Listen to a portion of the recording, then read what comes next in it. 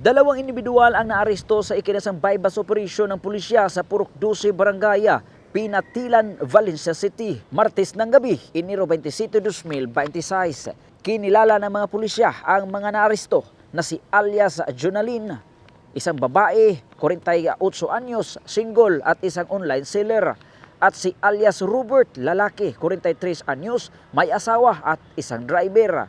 Sa operasyon, nasamsam mula sa kanila ang kabuuang 10.3 grams ng hinihinalang shabu na may tinatayang halaga na 70,040 pesos.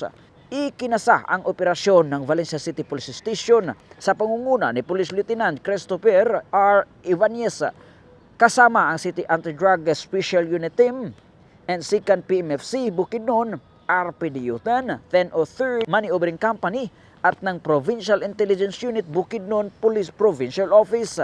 Matagumpay na nabili ng poster buyer ang illegal na droga na nagresulta sa agarang pag-aresto sa dalawang suspek.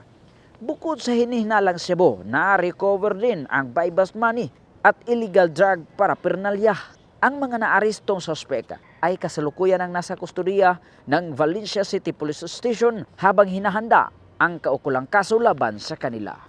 Mula dito sa Campo Alagar, ako po ang inyong Police News Network Correspondent mula sa Regional Public Information Office ng Police Regional Office 10, Corporal Joel Lazaro Subsuban, alagad ng batas, tagataguyod ng balitang pulis.